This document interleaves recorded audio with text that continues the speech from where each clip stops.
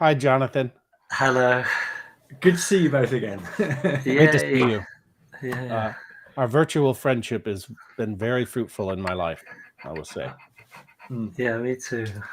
Feelings are mutual. You've got a Um, plan for us today, haven't you, Jeff? Somewhat, yes, yes.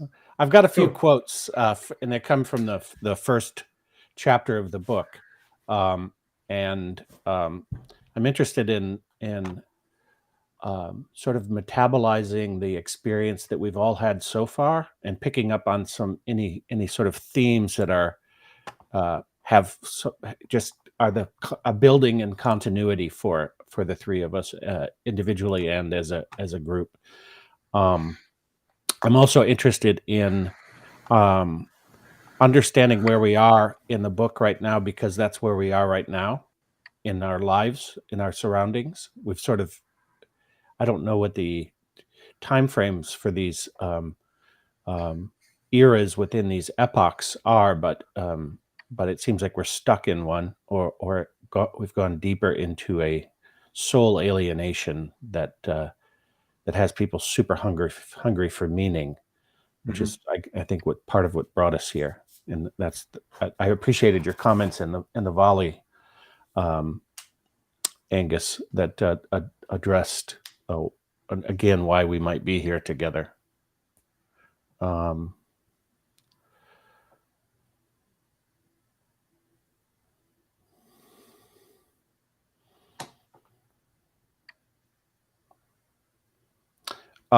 Here's one quote. This is from the first chapter. It cannot be the task of an historical presentation to fight materialism or to distort it into a caricature, for within its limits it is justified. It is right to represent materialistically those processes of the world that have a material cause. We only go astray when we do not arrive at the insight that comes when, in pursuing the material processes, we are finally led to the conception of the spirit. To maintain that the brain is not a necessary condition of our thinking, insofar as it relates to sense perception, is an error. It is also an error to assume that the spirit is not the creator of the brain, through which it reveals itself in the physical world through the production and formation of thought. Wow, there's a lot in that. 2 or 3 main points right at the end. Did you want to pull something out of that in particular? I wanted to use it to set the stage, because we are obviously live in a time of materialism, and I've mentioned before that I think that there are 4 components to that materialism, and they're sort of the 4 horsemen of the apocalypse, as I see it. If you see the apocalypse as a recurring thing throughout history rather than an event that's going to happen at the end of time. Yeah. But we've clearly reached an end of time, and the irony of materialism is that it's not yet even been taken up. And Steiner refers to the soul's hunger to know itself within itself, and to inhabit the material world, is one way to put it, as an undeniable reality of our time, as a symptom of our time.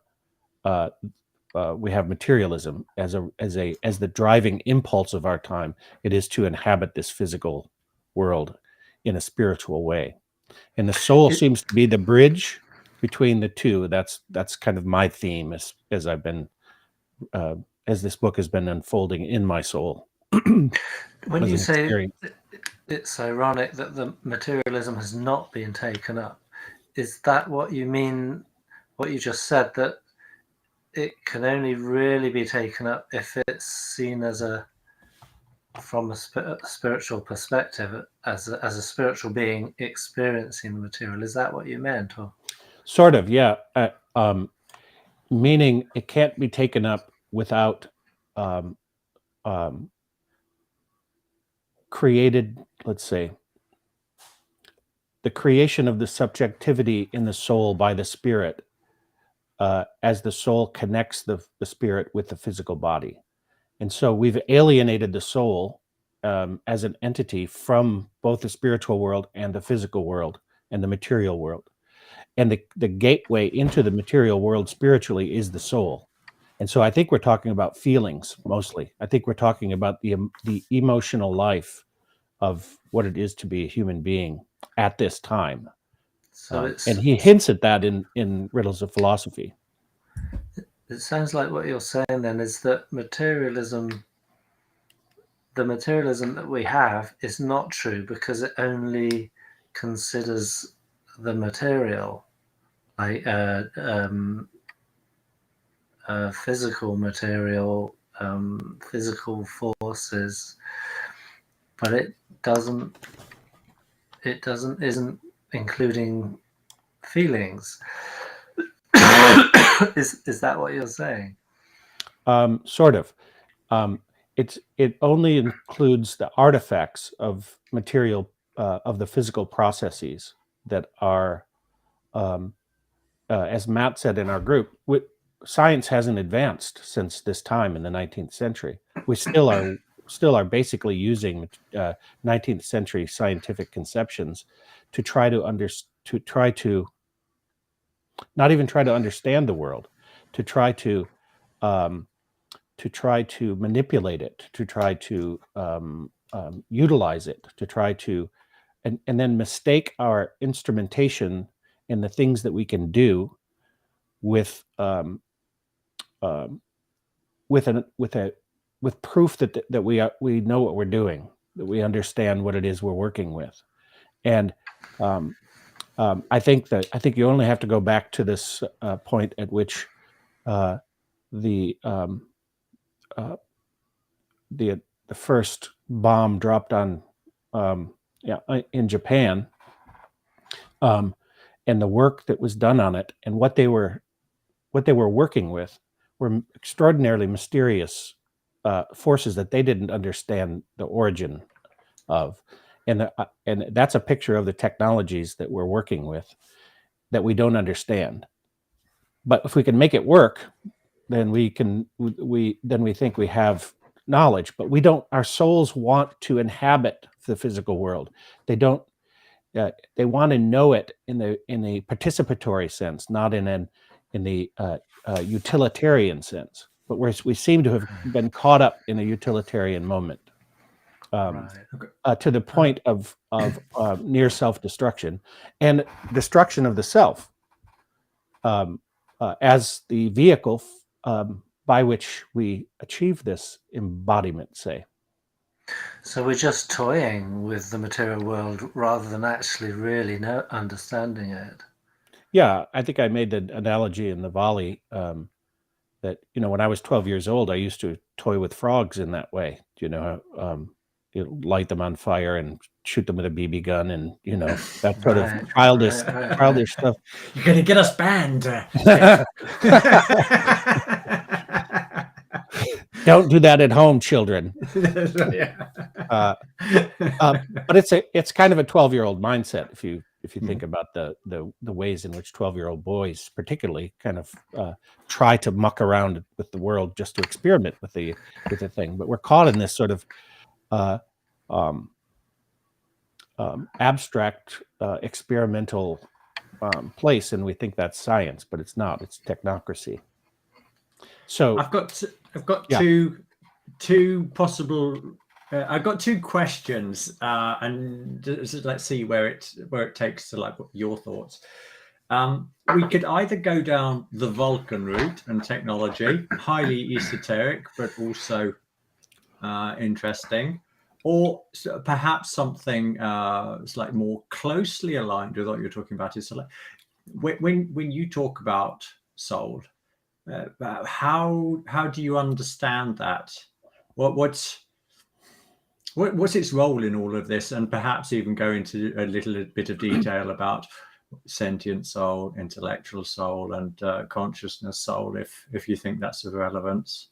I think it's a great question. Let's talk about it, because I think I'm not going to have the answer to that question, but he hints at it in a previous chapter, to the one we just study grouped around, when he says that the notion of consciousness was starting to come to the fore in in the epistemological moment of that 19th century. And he seemed to be implying that the soul was conflated with consciousness at that time wrongly, because the soul continues its activity when consciousness is gone, like in sleep, for example. And so it can't be equated with consciousness. It's a vehicle for consciousness. And so the way in which I define soul is it's that which is temporal, that which is of this time. That I think you guys are more steeped in language than I am, but I believe the Hebraic etymology of that word is a singular impression. So it's your singular impression, my singular impression, a saw, a sowl, a story. So it's a story. It's a narrative of process. It's the mind, it's perception, it's feeling, and it's willing. And then potentially it's those things knowing themselves, or one knowing oneself, engendering those things. So it's also the thing that is at play that can be captured by social. I want to bring in the dependency and independency.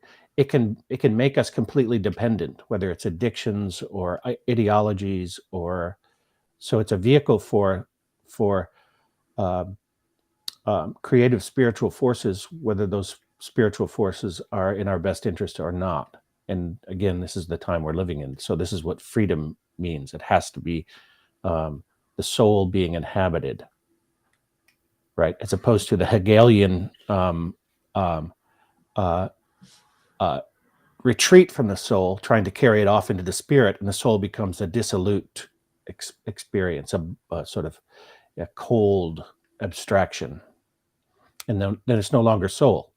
It's a spirit without a soul.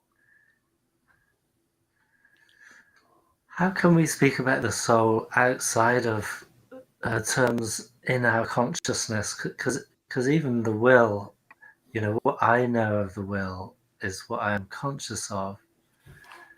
Rudolf Steiner speaks of that we're sort of awake in our thinking, we're dreaming in our feelings, and we're fast asleep in our will, because actually what's really going on there is completely below the level of our consciousness. But how can we then speak of it? Well, I want to take exception to that last bit, which is the notion of the will as unconscious, as opposed to something that's more likely a higher consciousness. Yeah, I wouldn't have said unconscious. Well, I would have used the term subconscious, which it's sub my conscious, but that doesn't mean it is unconscious. I see. Yeah. I see. Angus, you were going to say something, I think. Yeah. What was I? Sorry, I've lost my train of thought because I was following you guys. The soul. No, it's gone completely. It'll come back to me. It's in your will. Yeah. There it is. It's back again. This actual fact, in the talk we had yesterday on Matt's channel, I referenced a lecture from GA 202 about Hegel and Schopenhauer. And one of the things that Steiner does in that conference is he talks about how Hegel represents Western a Western sort of attitude to soul, and Schopenhauer a lot more Eastern attitude to soul, so like will based, so like unconscious or subconscious in the way that Jonathan just described it. And these are two so like very real forces that are shaping the world and leading, amongst other things, to the conscious suppression of Hegel in the Western world, because it's at the foundation of secret societies in the Western world. They don't want to give away their power tools, basically. But at a personal level, what does it all mean? If our souls are tools, are means whereby it's like our incarnation begins to be seen as something meaningful, and not it's like the opposite of like perhaps a more traditional Buddhistic idea, which is like I'm in the body until I manage to get rid of it so I can go and live in nirvana forever. If we have this attitude of soul that I am incarnated in a body for very good reasons, and what might they be? There's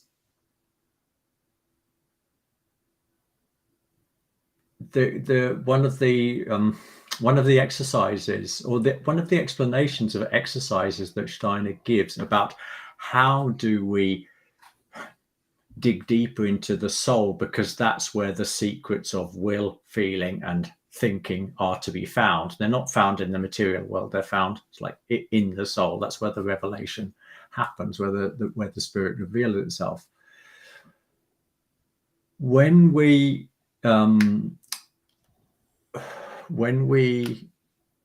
are awake, our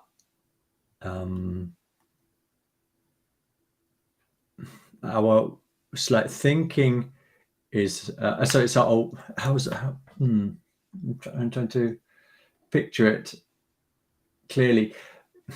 The importance was, so I've got lots of threads so like hanging here with Hegel and Schopenhauer, and a message that I want to, or an idea that I want to conceive, and I'm not managing to link them together. So perhaps if I'll just go for the idea, it's by with this deepening of soul that can happen is when we actually bring conscious will into our daily exercises.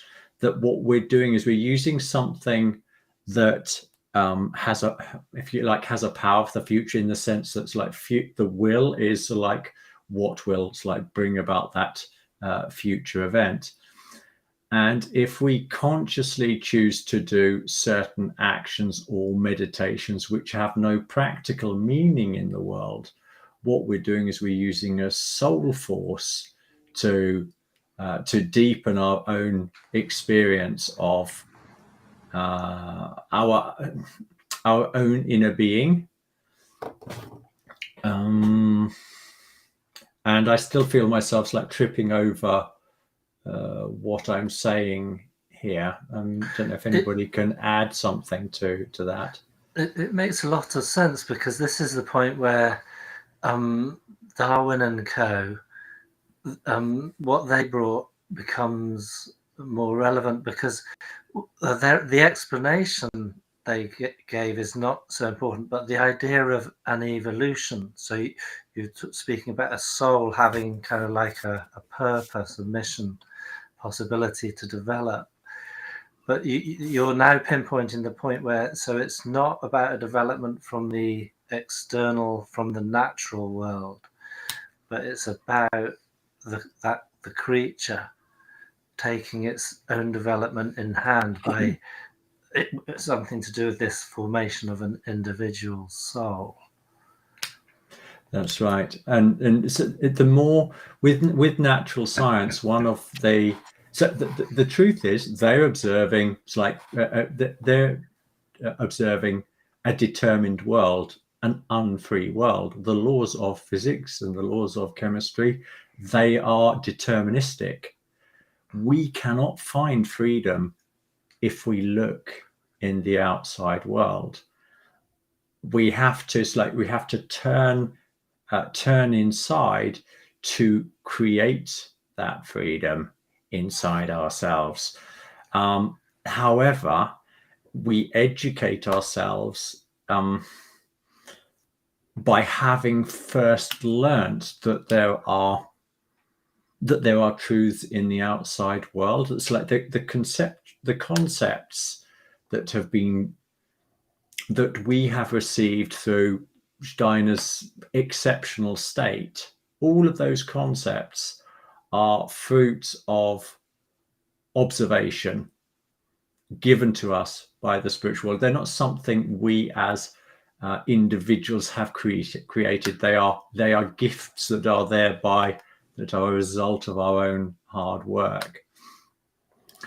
But there comes a point when that school, let's call it like that kindergarten, the kindergarten of natural science, has served its purpose, in that if I'm to develop my freedom further, then those forces that I'm using have to turn inwards, and then they receive as like a fructification as we deepen into that process.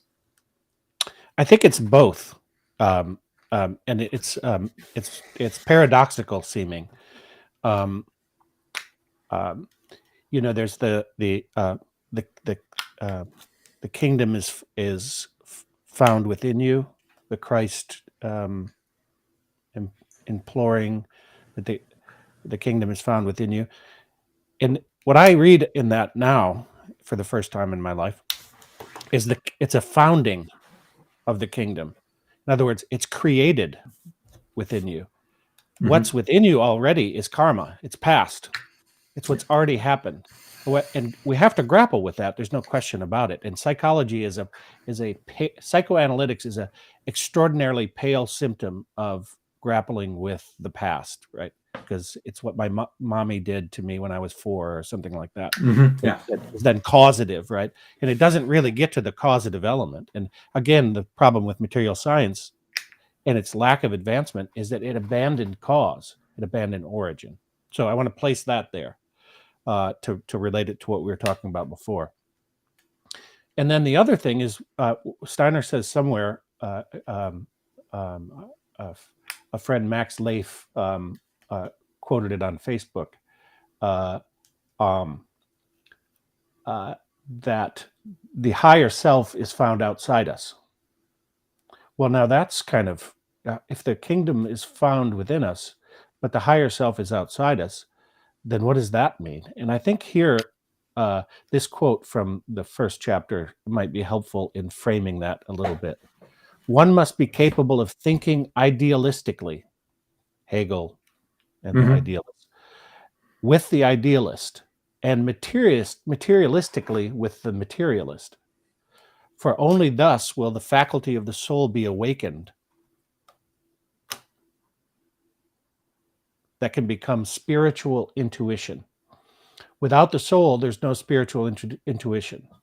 But it's a creative act. It's not a knowledge act. It's not an abstract knowledge act. The subjectivity has to be created first in mutuality, where two or more are gathered in the name of truth, light, way. Right? So, but the secret is somehow outside us. It is something to do with beings that aren't dependent on the material world to determine them. And I would say that even physics is a misunderstanding to say that, and I'm not your misunderstanding, but their misunderstanding, to say that physics have discovered natural laws. What they've done is imposed legalistic, merely abstract mathematical models on nature and call those laws, as opposed to staying with the origin out of which nature arises, which is what we're doing in our souls when we are making Well, I mean, he said it about the brain, right? And Joseph Chilton Pearce's work, I'd mentioned before, speaks about the way in which in the biology of transcendence, our spiritual intuitions are creating, are working with formative forces that are evolving the prefrontal lobe of the brain and the way in which it connects with the human heart. Okay, I'm going to see if I can riff off on this. It's like beings outside of us, because we've already begun to broach this subject in the last stream that we did about Philosophia and Anthroposophia, and we're going to build on that. It's like in another talk. But talking about personal experiences about what's been happening in this group, and the last, about 12 weeks or so, we've been reading this book. It really is quite amazing. It's like my own experience of how I have been helped to find certain lectures, or in a morning meditation, suddenly something's clicked, which I experience as receiving help. It's not like I'm seeing a being.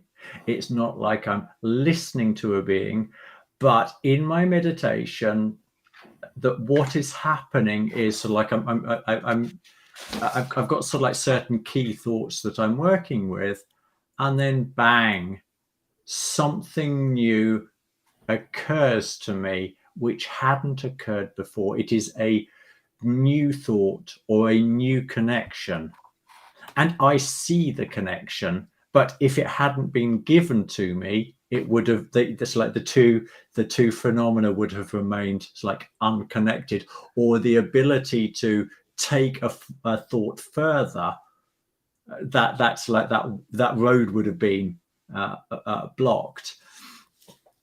And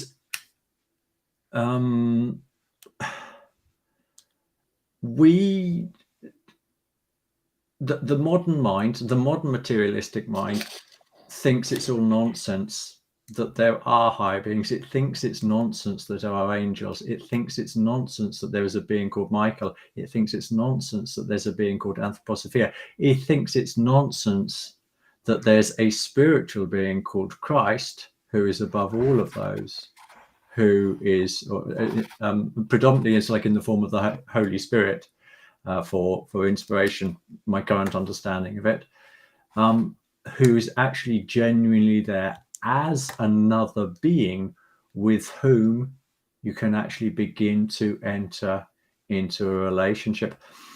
And once you begin to go down that path, you begin to discover so many people who talk about their relationship with God or with angels, or as like with non-incarnate beings, as friendships, as a relationship that is cherished. It might be like somewhat unpredictable. It can't be. You can't program it in the same way, but you are fostering a relationship with. I think first of all, it's a state of mind, which then becomes a reliable source for something new. So like a little small step forward for you in whatever you're researching, whatever you're looking at. It's like, ta-da, there we go, Angus. That's what you were looking for, wasn't it? You didn't know you were looking for it, but there it is. And these things have this experience that I've tried to describe is something that's really accelerated as a part of digging deeper into the riddles of philosophy. And yeah, perhaps you guys, where are you? It's like I think we all recognize something special is happening here. But what about you two for the last 3 months since we've been reading this book together? Well, for me, what's really coalesced is the the next evolutionary step of the soul. So a sort of better understanding of this living organic thinking, and perhaps in these little birds that come to us that you're speaking about, Angus. I could say I've then met another group of people that are working with studying the manner Rudolf Steiner wrote, by deepening their understanding of the actual organic, symphonic structure of the style. And it's quite a new thing in the sense that, in the English-speaking world at least, in the sense that many of his key texts, for example, the Philosophy of Freedom and probably the Riddles of Philosophy, he used certain idiosyncratic punctuation, and that has been elided in all the English translations because people haven't realized that this was a part. He was sort of, I'm not sure exactly how to describe it, but he was very consciously kind of like evolving the thought forms so that as one entered them, one's thinking would then change from this logical thinking that has come from the last 2,000 years into this organic living thinking mode. So that is what has happened for me in these last few weeks. Not having been right at the beginning of the book study, I came in about 5 or 6 weeks ago. Yeah, that's when I came in too. Yes. I guess for me, it's just what's most current with me right now, because it's been a metamorphosis as the book has, as the book is. I mean, as a thought organism, or as a thinking organism, or as a living body of work. It's spiritual.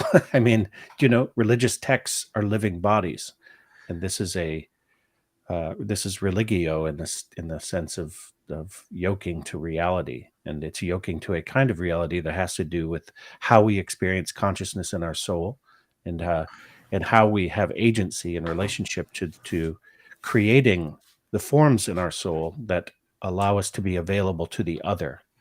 And this is the thing that's really waking up for me now, is that I've always struggled with this notion of being, because I'm a person of this time. Everything is object, right? Everything is somewhat abstract. We grow in intimacy with ideas, but there's a limit to the way in which you can grow in intimacy with ideas, and there's a point at which that has to cross a threshold into an experience of being that is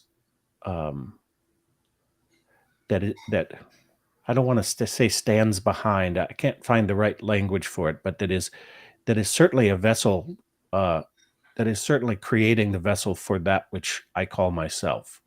And the question that's arising now for me very strongly, and in the sense that it's becoming more intimate, is obviously the ultimate being in the evolution of consciousness is the Christ as an individual and as the universal human being. And so that's a self-determining being of the highest kind, to the degree to which one could even explain epistemologically and phenomenologically and ontologically the resurrection. And I think that needs to be explained, like that, because what we're talking about is Darwinian evolution taken to the next level, or taken, let's say, I'll just leave that. That's an inadequate statement, but I'll just leave that there. So what I'm experiencing now is that if we do this work, and we don't just have insight as individuals, we're having insight as beings that are part of that universal field of consciousness. And that's a heavy responsibility in a certain sense, but it's also an undeniable responsibility. It's like we have to do this. Like, this is what it is to become more human. Yeah, I mean that's also where I've come to. It's been in my life anyway, but sort of being focalized through the study is the responsibility of the moment, the time we are in now. And for me, it's in comparison to the time 100 years ago when these works were first written. And what I'm seeing is that then that it's kind of like a point where, okay, thinking can develop like this and evolution can go in this way. And, then society could form in this way. This is what's trying to sort of come about. And so this could all happen as a kind of like a smooth transition from in the evolution of consciousness. But it didn't, for a number of reasons. And now what I'm feeling and like seeing is that now there's like a bifurcation. And so we're instead of everybody and everything sort of being able to take this up as, the whole consciousness, it seems now there's some that are just definitely going to say, like no, that's all nonsense. And then they will enter into smart cities. They will become subhumans without any responsibility. Technology will perform everything that to keep them alive. They will just be sort of the batteries of an economy of some controlling types, and that they're like the Düring, the epitome. Düring in the last chapter, who he had a wonderful intellect, and it was, but it's completely materialistic. So he says, well, of course there is imagination, and it's in the natural world, but he couldn't. But it had to be in the natural world somehow. And Steiner describes, and so then when he had to make actual value judgments on real profound things, such as what does Goethe stand for? What does he represent? His responses were just exceedingly immature and based on his sort of personal characterological disposition, his preference. I don't really like that guy and understand what he's about, so he can be dismissed. He can be dismissed, yeah.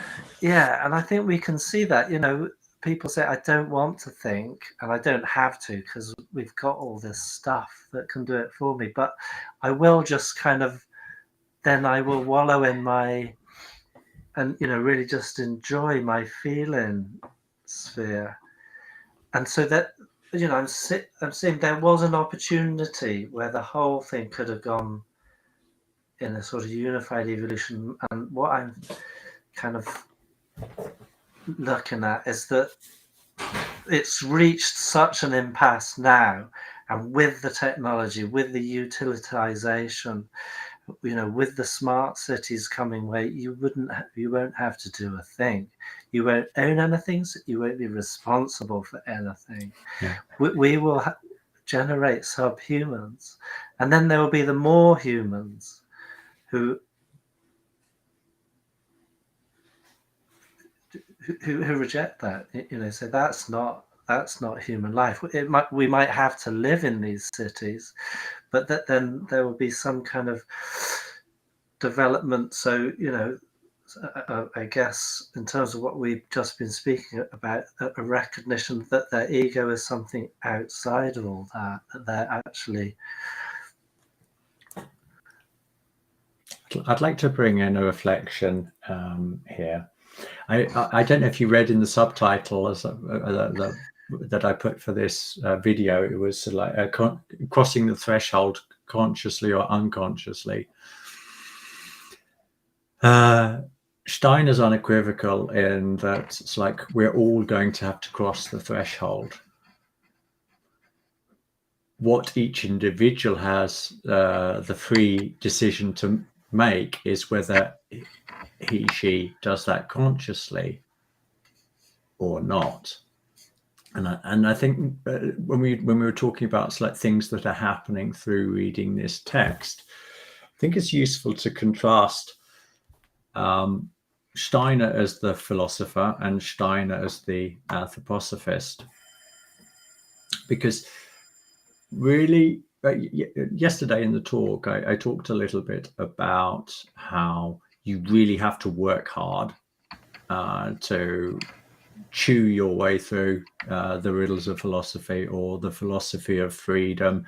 You have to stop almost at each single sentence and sort of like, it's like, where am I? Who's saying this? Do I agree? Do I not agree? You have to meet each individual instance. So in that sense, it's extremely tough work. And if you compare that to the structure of his conferences, which are a lot more inviting, it's like what he does is he often serves you up with a conceptual framework of how things might be, and then he'll use like historical. If I'm thinking about like his Christology, he'll then talk about how that same truth that he's arrived at through spiritual scientific means is also represented in the Gospels.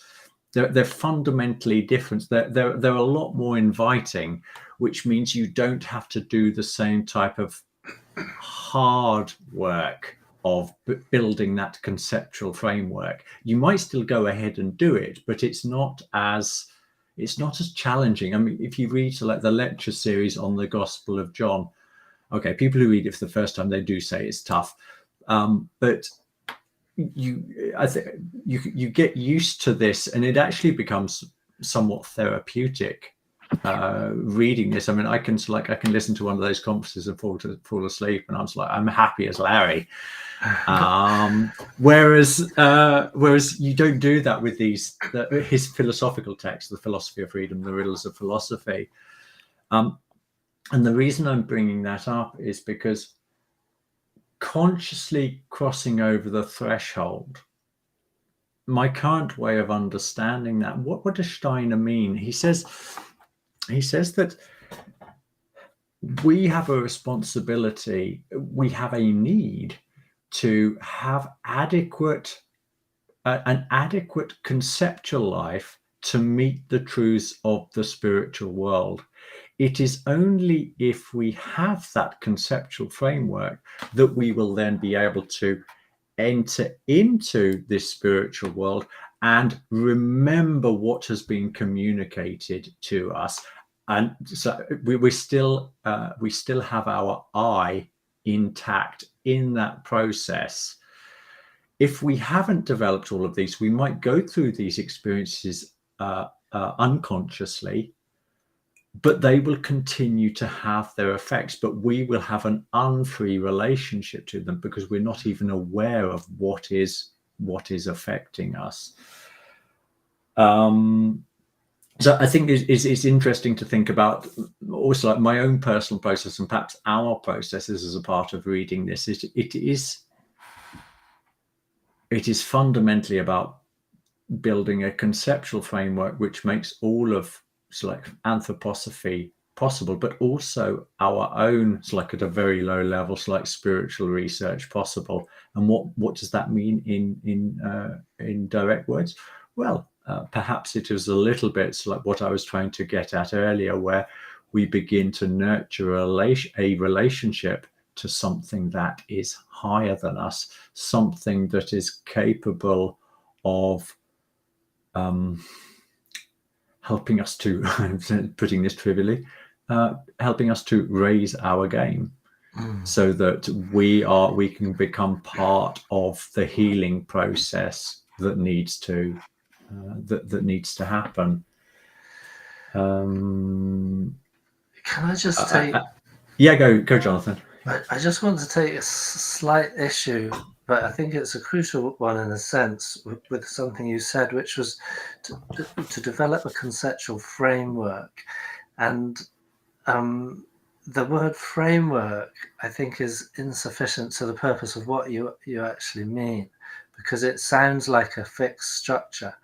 But we have this language, but I think it's helpful just to notice.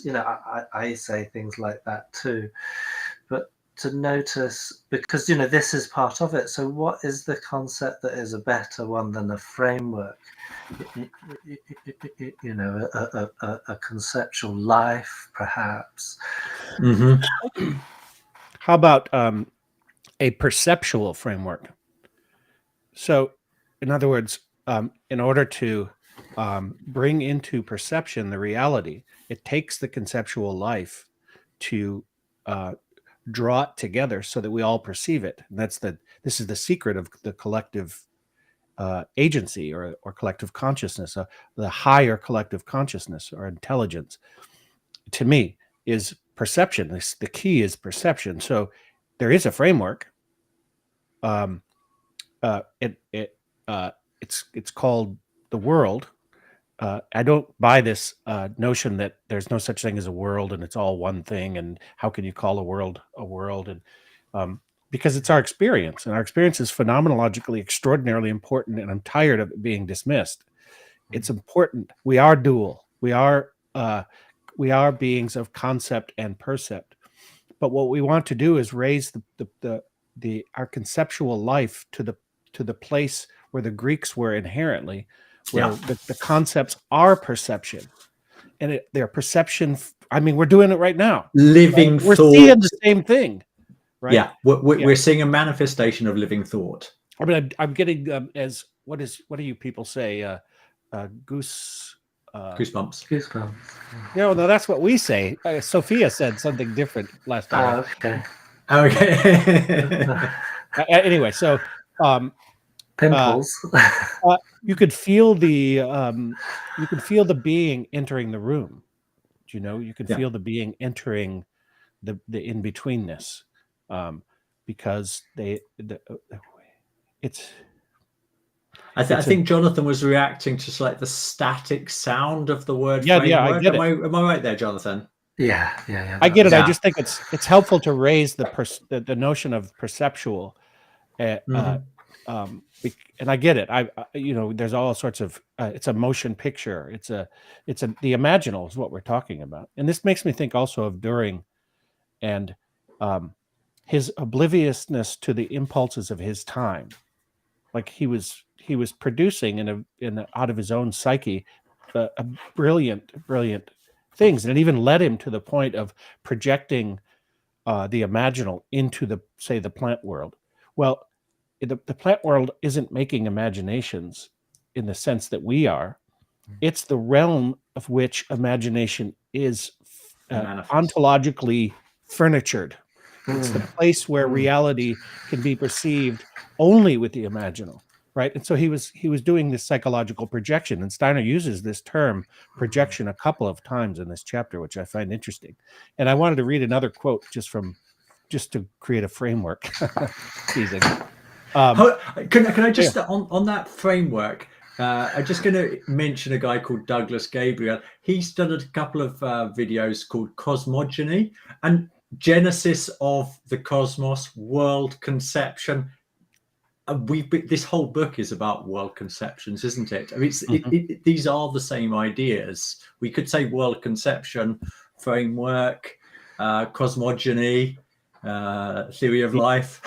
I want to come back to that because Sophia uses the word cosmogony. I don't want to bicker about the pronunciation, but Sophia uses that word a lot to replace the ologies, right? To create a suffix that's more living, that actually speaks of the metamorphosis, actually in and of itself. Genesis, the genesis, the ever generating reality, the virtual reality, as was originally meant by that word. Sorry, I interrupted your thought flow.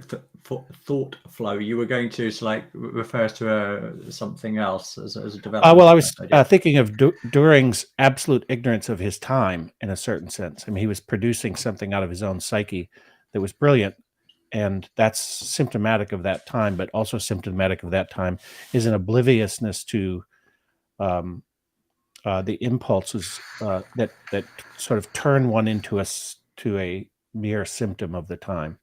And he says in chapter 1 again, the result was, let's see, I'll just read the whole thing. When on the occasion of its second edition in 1914, I enlarged my book, World and Life Conceptions of the 19th Century. The result was the present volume, The Riddles of Philosophy. In this book, I intend to show those elements of world conceptions that appear historically and that move the contemporary observers of these riddles of experiences of greater depth of consciousness as he encounters the feelings with which they were experienced by the thinkers of the past. And then he goes on to say that there's no way to enter into our heritage, the evolution of our thinking processes and world conceptions if we don't understand where we are now. If we don't understand the impulses that are driving this moment in time. So I wanted to add that because Jonathan brought in Düring, and well, I just thought it was important. I'm not quite sure what I was connecting there. I'm going to bring it back to what you were just saying and link that to the soul. As we've been talking about this idea that's like there's higher beings with which it's possible to have a relationship. What's another way of describing the soul? It's and you were already in on this. You were referring to this, Jeff, earlier. So it's where thinking, feeling, and willing occurs. But also here, Stein is very thought-provoking because he says a truer understanding of what's going on is it would be more appropriate to say it thinks in me, it feels in me, and it wills in me. And if it's not that I don't think, I don't feel, I don't will, it's both are true, depending on where we direct our attention or how we actually look at it. If we see ourselves as a subject or if we see ourselves as an object. And if I am the object in which this thinking, feeling, and willing is occurring, then I look for the source of it outside of myself. And I think this is another one of those practices to create flexibility of mind. Both the material and the spiritual are true, and the soul is that bit which is sandwiched. It's the jam in the sandwich. It's the meat between the two slices. It's where they meet. And I have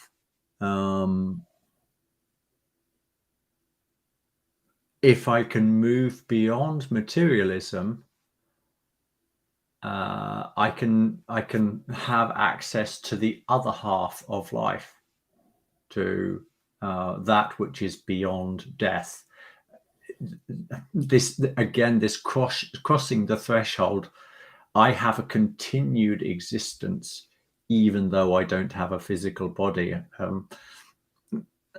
And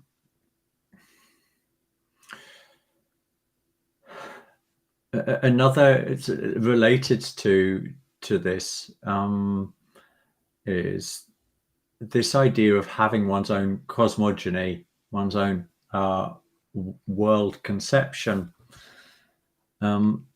Once it is in accordance with spiritual truths, not limited just to material truths, then Steiner also says that's like after death, that is when we can continue to have individual consciousness of existence after death.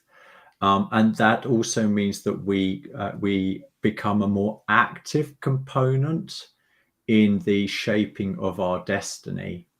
So instead of like the gods fixing it all, or so like the hierarchies and so like the journey out to the sun and back again, instead of that all happening so like automatically following certain inevitable laws, we become that active component in there that don't ask me how it works. I'm trying to describe this picture in my mind that by working through these concepts that we're becoming more familiar with through the riddles of philosophy and the philosophy of freedom, we are quite literally, if we are to believe Steiner, preparing ourselves for that a continuation of individual consciousness.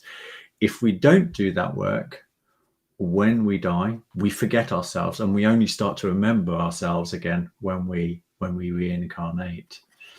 And this is one of my understandings of where the soul is involved. This is that space in between the material and the spiritual, the two poles of reality.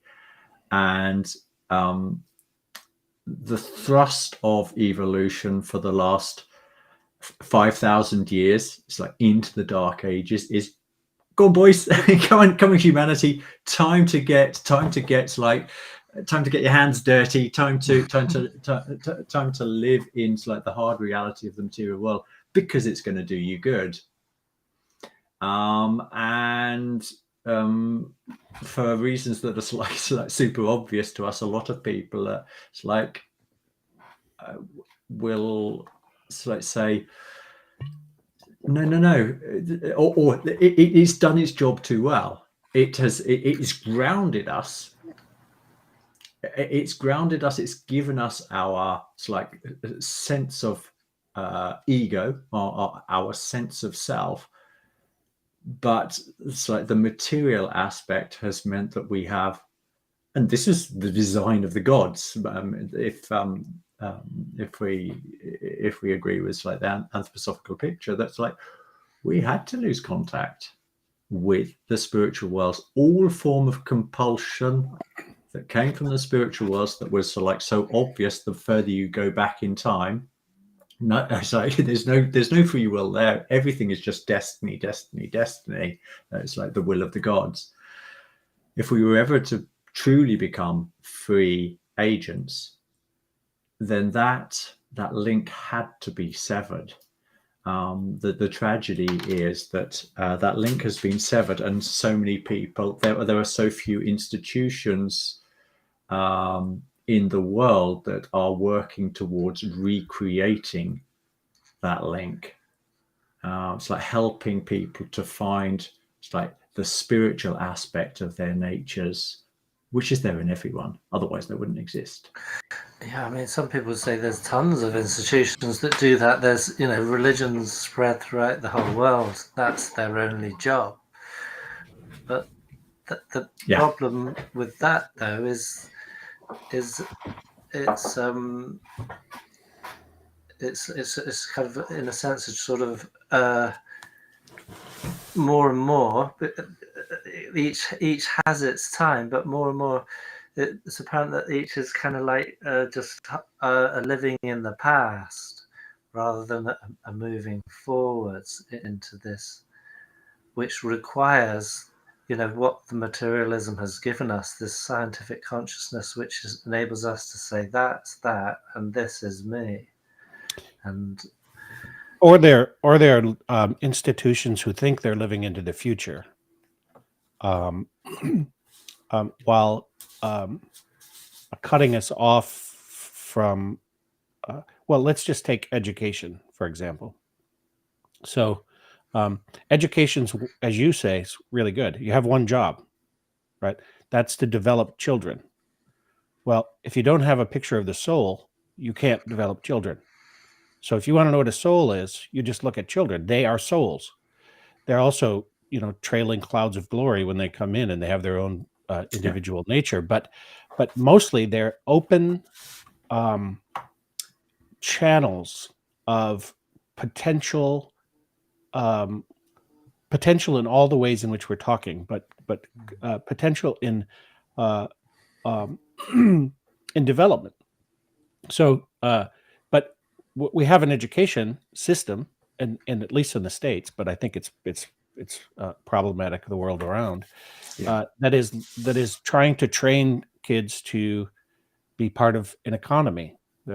So that's the will. Like, what will happen is in the economy, right? It's like, well, it's inevitable, and this is, you can talk your idealistic talk all you want, and but in the end, we have to be practical, and the kids have to be able to get along in this world that we live in, which is not preparing them for the world at all, because there's not.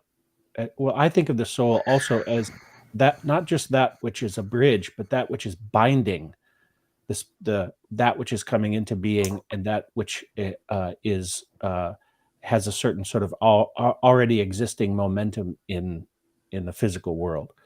And so if we have a picture, and what now the world needs now is a picture of human soul development, then we'll have an educational system that follows that. And we only have one that I know of. Yeah. And it's backing off from it's becoming super Steiner shy, and Steiner's more relevant than ever. I think anybody who's saying anything else is irresponsible in their speech, and whether they're an anthroposophist or they're John Vervaeke. They haven't engaged in Steiner, so they don't understand what they're talking about when they say, well, that was 100 years ago. And it's like, well, everything got better, did it, in 100 years?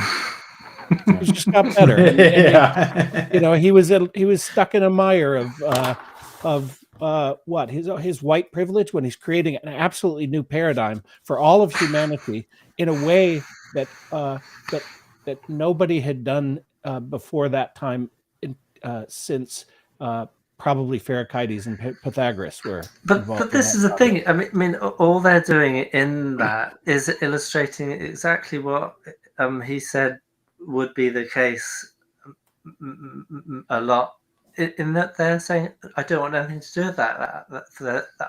That is saying something to me that I don't like. I'm uncomfortable with it. It's going to take something away from me, or it's not going to give me what I want to make my life out of it. So whatever it is, that's just, just it's that during rejection out of hand. Yeah. What you picked up on there, Jeff, I think is an excellent example of a little bit. What is a true cosmogony? It is, one of the aspects of it is, what is a soul? And then on the basis of a truer understanding of what the soul is, not this materialistic hogwash, a true understanding of what the soul is, you then shape education in accordance with the reality there. And this is just one of the components. And you're doing reality making in the soul, so you can see it work. It's like, you want to see something work, affect something in your soul, or engage with your child and see how Waldorf education actually is working in an amazing ways. It's working. Like with my children, I'm absolutely blown away by them. And they don't know it. They're not, just, I don't want to go to school. I don't like eurythmy, that sort of thing. So the vitality of life can't be accessed without the soul. And that's also this. It has this coming into contact with this. This is really interesting. I'm going to go back to a memory from university when I didn't believe in anything at this stage in life. I was starting to look into spiritual questions, and I remember seeing this. He was a representative of the church, and he talked with such fluency. You could feel the life in his ideas. He was like lightly inspired, but he had like an energy, a captivating, interesting energy. I'm not saying everything he said was correct. That's a different matter. But there was a life there that enabled him to connect thoughts, to make it interesting, to make it relevant, to engage people in what he was talking about. And this is also, I feel, one of the fruits of what's going on. So as I read, as I deepen into this book and similar literature, there's an inner sense of things are bubbling up. So like there's so much more. There's so much that can be connected. I mean, the problem is it's somewhat overwhelming, because it's like in all this richness, you've then got to take it apart and make it accessible to people. Otherwise, you come across as sounding very confused.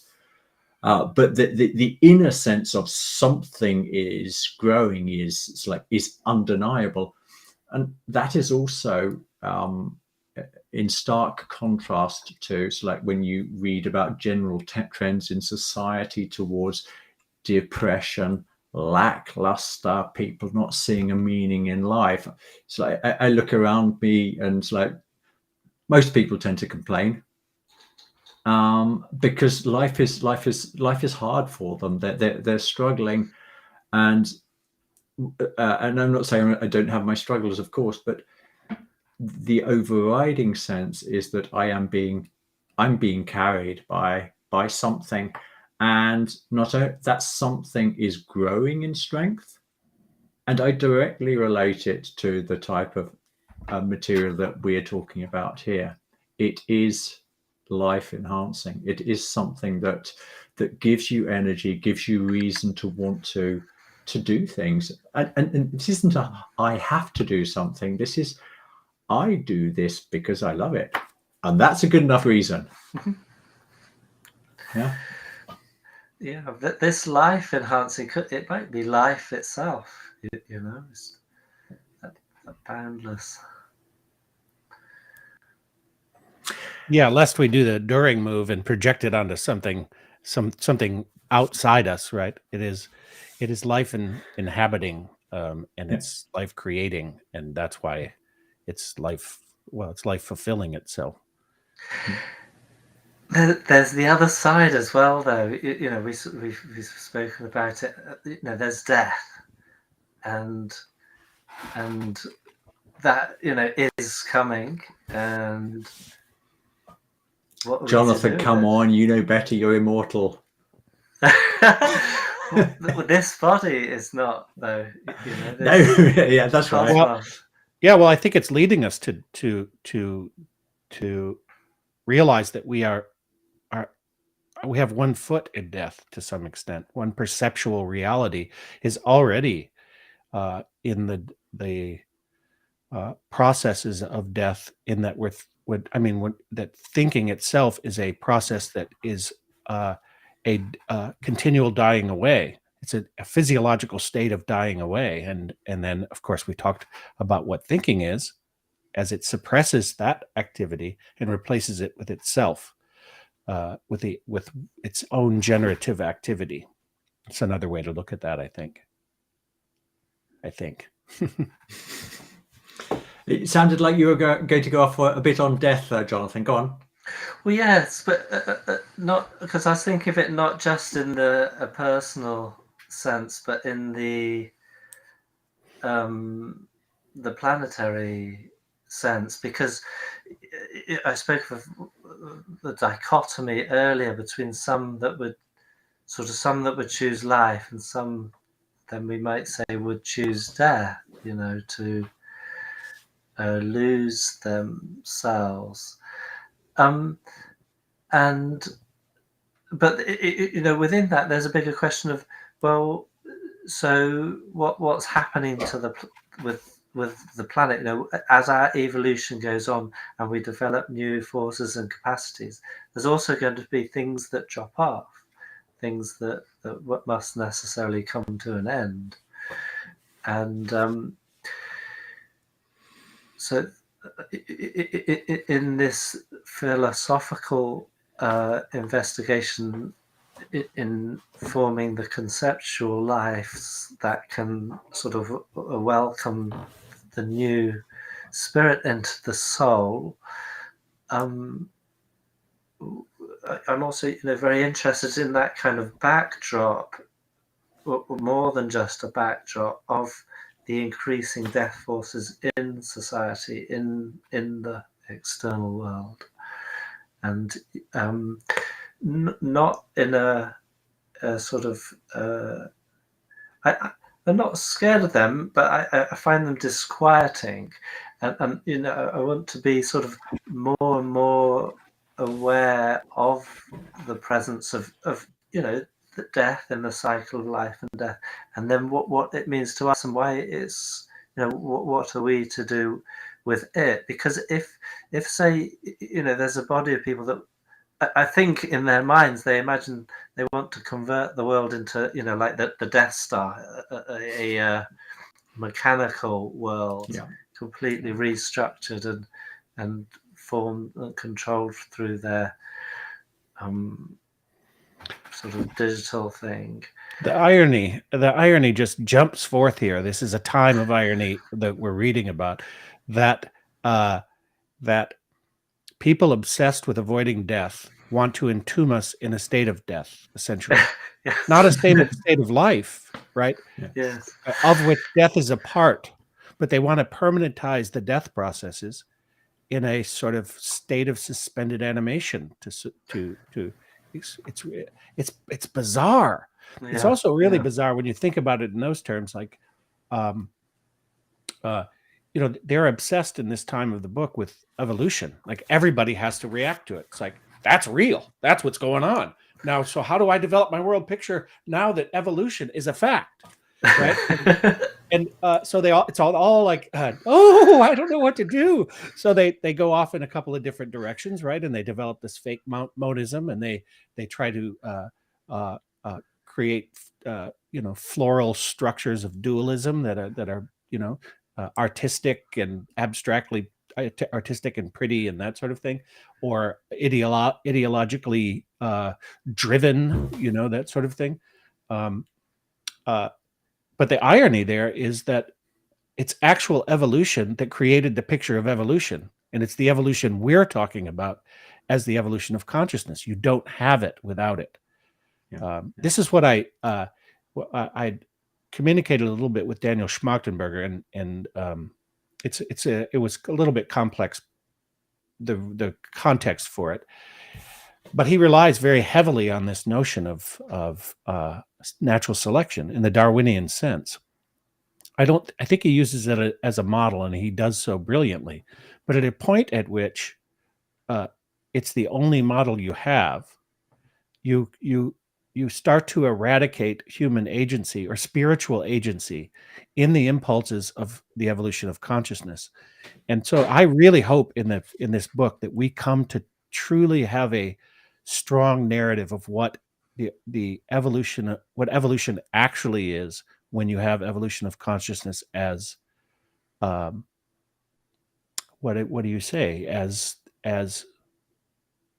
the driving force. I want to say that, but I don't. I want to. Yes, if it were the driving force and that were a different model, I'm at least asking our intellectual contemporaries take Rudolf Steiner seriously. This is a elevation of the Darwinian picture. It's not a denial of science. We don't have to be afraid of not being treated. In an anthroposophical society right now, the approach to COVID was, we don't want to be seen as anti-science, and the whole organizational structure of the anthroposophical society supported an anti-biological, I would say, approach to well-being and health and medical science. Because it didn't want to be seen as anti-science. That's weak sauce, man. subservient to an outer authority rather than an internal authority.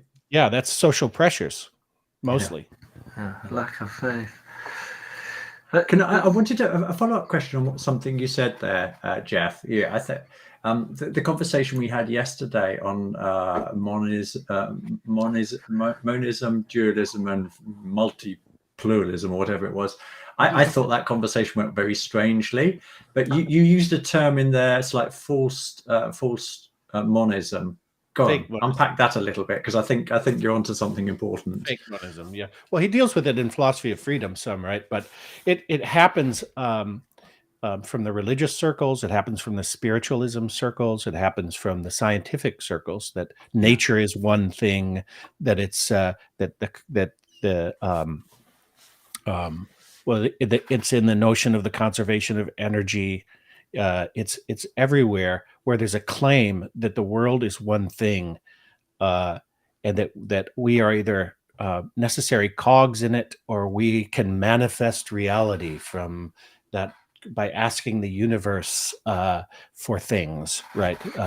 Lord, won't you buy me a Mercedes Benz? My friends all drive Porsche. I must make payments. So yeah, I mean,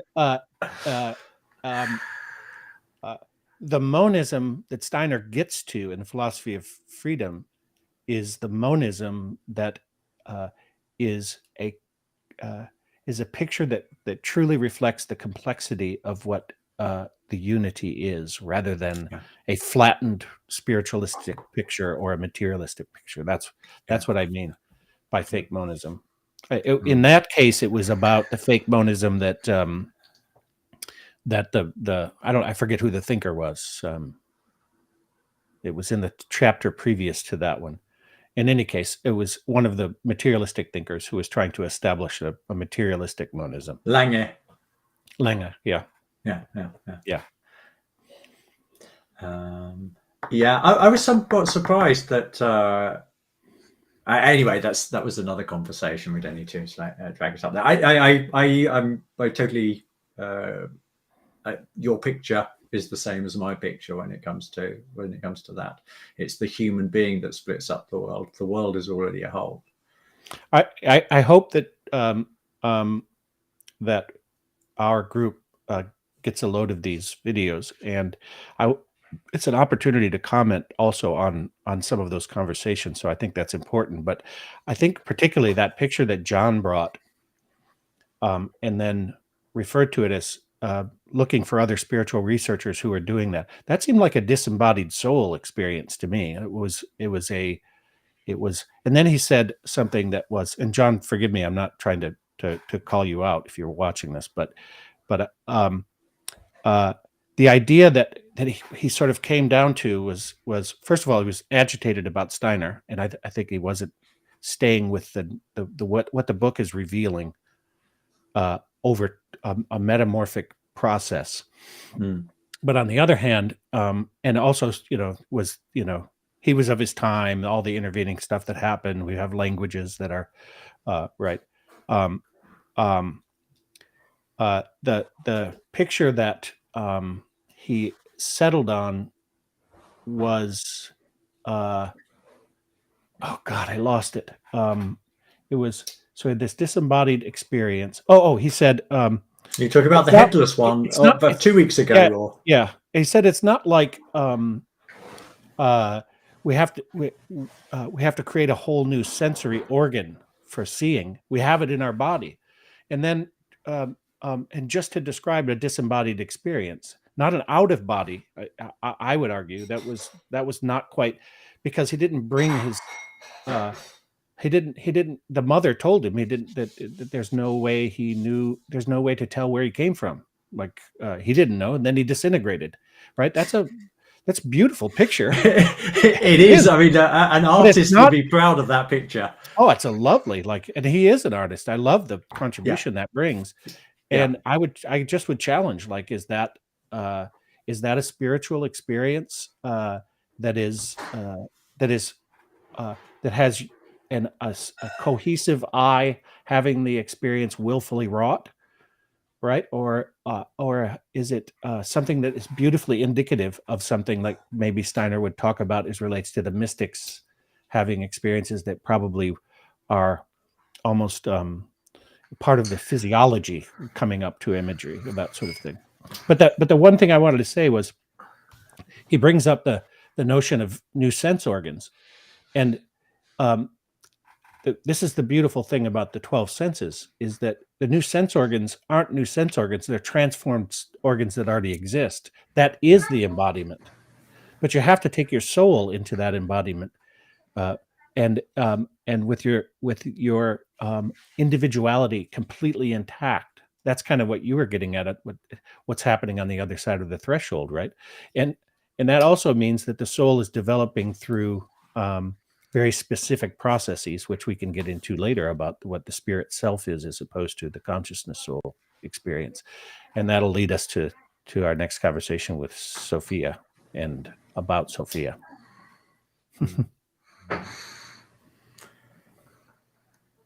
Are we happy? Jeff, you were the one who's like wanted to have this conversation. Yeah. Do you think it's like been? Is it fulfilled your needs? Do you feel you've created a little bit of clarity? Yeah, I could be a better facilitator of these things, and I'll work on that. And you're masterful at presenting, and I don't have that interest or skill set to do a presentation quite in the same way. But I'm thrilled with this conversation, and so I think it's so important though. So playing with different formats. A presentation has its advantages and disadvantages. It's like retains a focus, but then it becomes a more genuine dialogue when we sit down and sort of like say, okay, let's start with a question and see where it leads us. And I think being 3 as opposed to 12 helps us retain that focus. It's like a little bit more. In that sense, it's really useful. I'm just disappointed that there was something in that sentence or two that you quoted right at the beginning, Jeffrey, and I couldn't quite get what it was pointing to, but it felt like a lot, and we spoke about other things entirely. Let me read that again, and as a way maybe to exit the bridge out. Yeah, bridge out. Yes, not exit. That's not the right word. Segue to our sponsors that we don't have.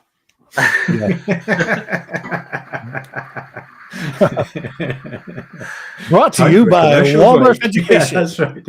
Educating your child toward freedom. When on the occasion of its second edition in 1914, I enlarged my book, World and Life Conceptions of the 19th Century, the result was the present volume, The Riddles of Philosophy. In this book, I intend to show those elements of world conceptions that appear historically and that move the contemporary observer of these riddles to experience a greater depth of consciousness as he encounters the feelings with which they were experienced by the thinkers of the past.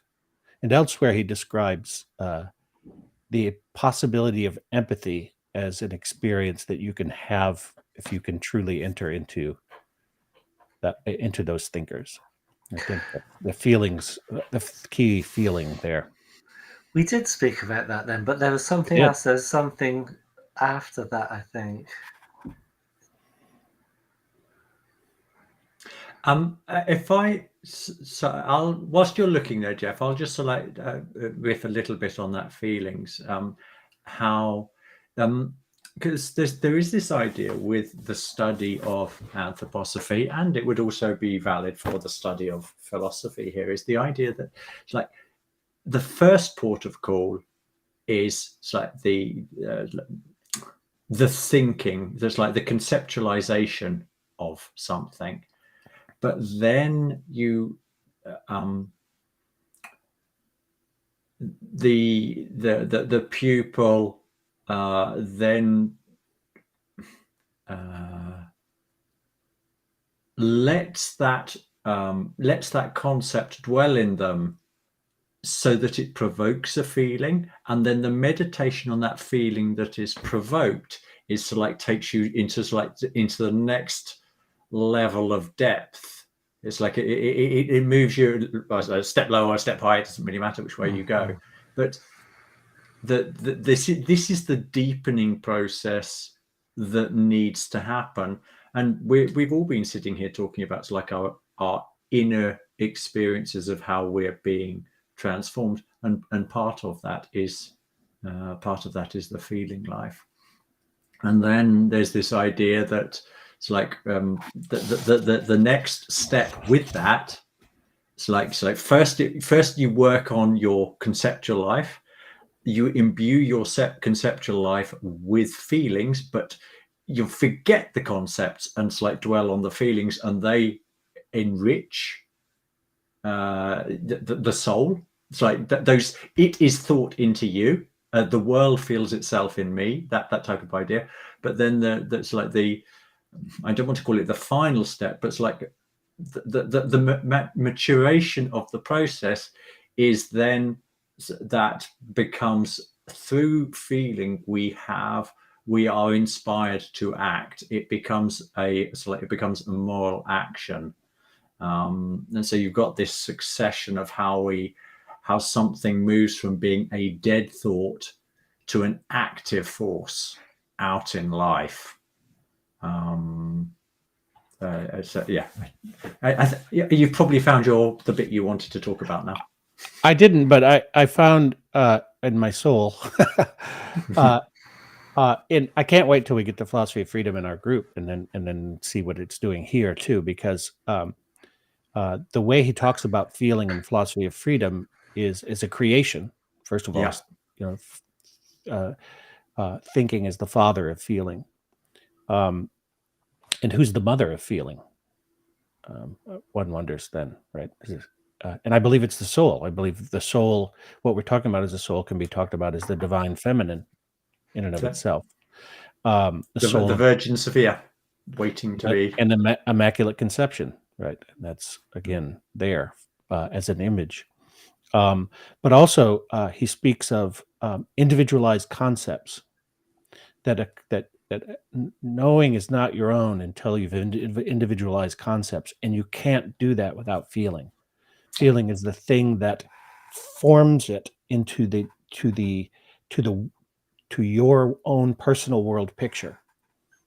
And I think what we're getting to is that process, when it's worked upon, is a collective action. It's a deed in the world. It's available to everybody. It's another, I keep beating that drum, but it's another way to come at it from the mental picture, because the mental picture then is a perception of an individualizing world picture, that you're perceiving yourself and others who are doing it with you.